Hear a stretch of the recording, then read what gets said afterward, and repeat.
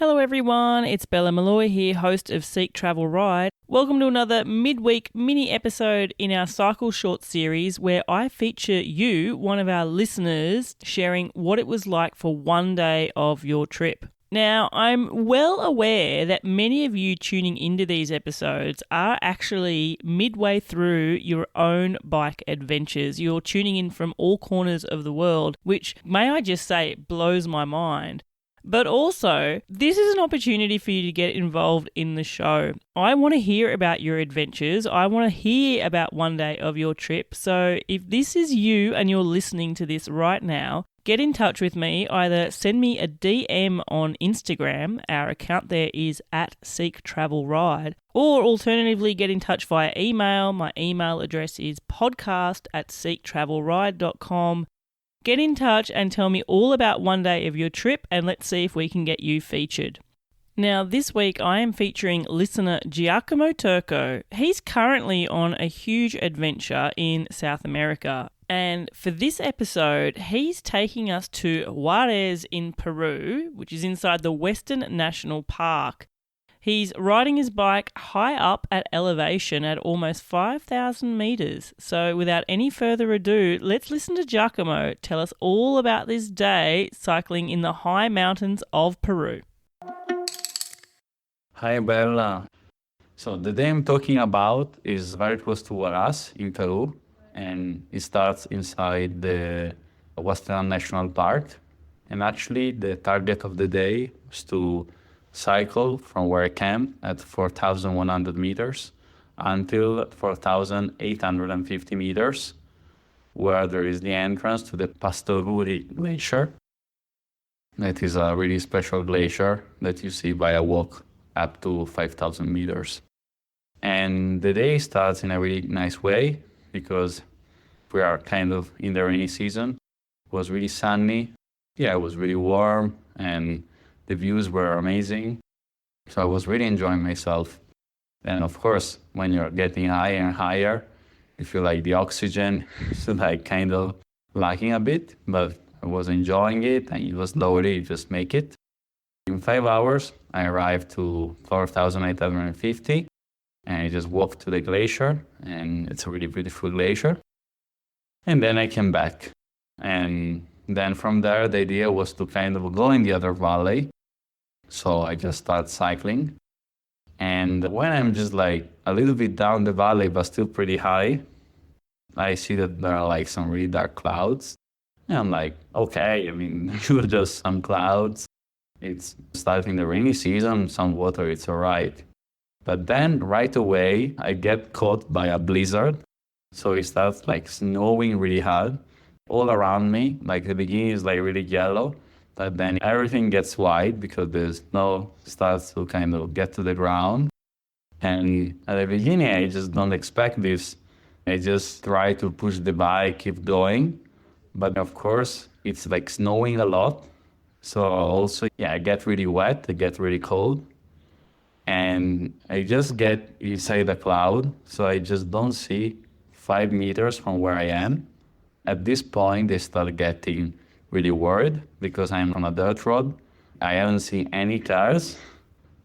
And another issue I have is that my phone and the GPS died because the power bank, for some reason, stopped working the day before. So I just have no idea where I am. I'm getting more and more wet. And especially my feet and my hands are so frozen that I just don't feel them anymore. I just try to forget about this, just pushing the bike stronger and stronger. I'm almost at 5,000 meters, between 4,800 and 5,000. And the road that I expect to go down is just not going down. So as I keep pushing the bike, my mood just really starts going down because I start getting really afraid that I'm on the wrong path or that I lost the way. And this is really a moment in which I feel, okay, I had some tough moments in my life, also bikepacking, but this is really one of those moments in which, maybe I could just die here. I don't know, I just really for the first time in my life, I just thought, maybe If we just die in the mountains in Peru, nobody will ever know. I mean, I just try to stay focused and I keep pushing. In 30 minutes, it's getting dark and the road is not going down. So I just say, okay, I think I cannot continue this way. I have to camp here and survive the night. So what I decide to do is just to pitch the tent on the side of the road. But the problem is that, of course, as there is snow everywhere, when I pitch the tent, the floor of the tent is wet right away. It becomes like a really terrible moment because I'm pitching the tent with the frozen ends. So it's really tough. But at the same time, the tent right away is really wet on the floor, but also on the walls. It's really a terrible night because it keeps snowing. All the things I have, all my clothes, all my socks are just so soaked. I have a sleeping mat, but also like the sleeping bag starts getting really humid. So I'm just there in the sleeping bag that is very humid and I'm waiting for the night to finish. I don't have much food. I only have like 250 grams of oats. I just don't have anything else. I really try to be focused on surviving. And then when it's like 2 a.m., it stops snowing. But yeah, I have a really tough night because I'm just trying not to touch any of the walls of the tent because of course they're wet. Also trying not to touch the floor. My feet still are frozen for the whole night and I keep shaking. And I'm really concerned that like when I will wake up the day after, I will have a flu. So I will be like screwed. So now I'm like sleeping at 4,800 meters. It's really high and really cold. At 5 a.m., I see like the sound of a motorbike. And I say, hello, like, buenos dias. And there is this motorbike that stops. And they say, are you okay? What are you doing here? And I'm just saying, yeah, I mean, I had to camp here because I don't know where I was going. And I'm really cold and really wet. And they say, okay, no problem. And they just give me a blanket. And you say, okay, but how do I give you the blanket back? They just say, don't worry, it's okay, you can keep the blanket. And I just wrap myself in the blanket.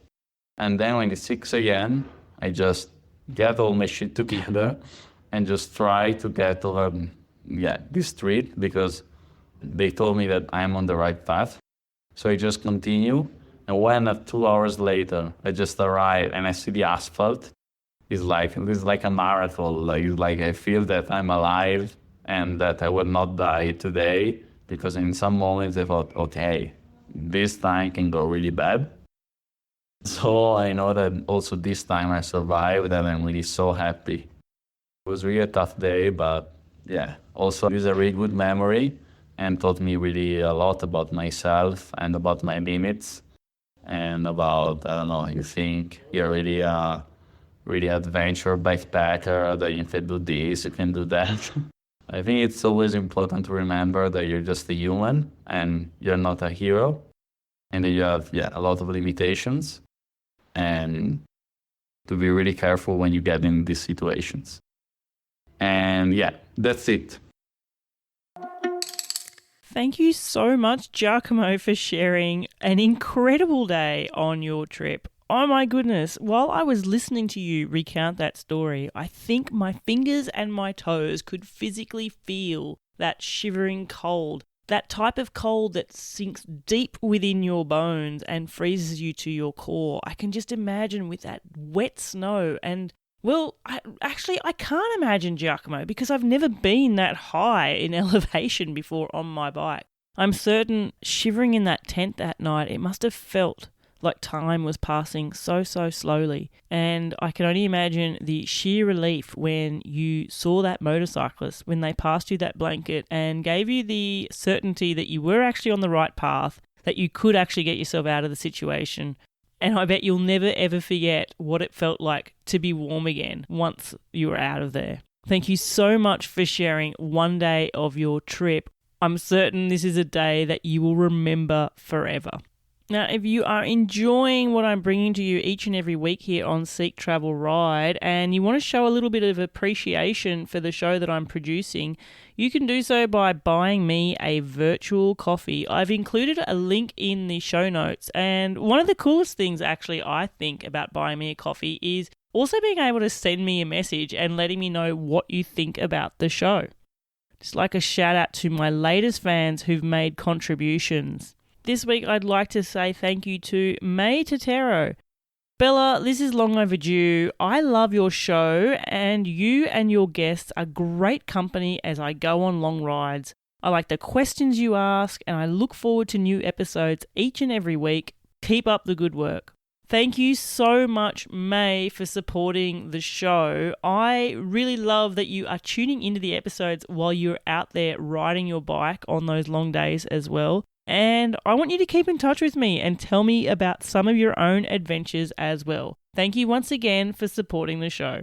Robin Kappa says, "Hi Bella, I must admit I've only recently discovered your podcast, but I loved hearing James Benson King and Ali Denham, who I have followed on social and supported for years. I first encountered Ali on YouTube about the time of his Japanese tour, and James there too when he was just a few days into his epic ride. Both helped me with aspects of my much more modest adventures, trail and road riding here in New Zealand, regarding gear prep and attitude as well. I'm looking forward to exploring your other episodes." Robin, thank you so much for supporting the show. I'm really glad that you have discovered it recently and you have a massive back catalogue to trawl through because FYI, Seek Travel Ride is approaching almost 100 full feature-length episodes. So I am certain that you are going to be finding many episodes to keep giving you inspiration as you ride your bike there in New Zealand. Thanks again for supporting the show.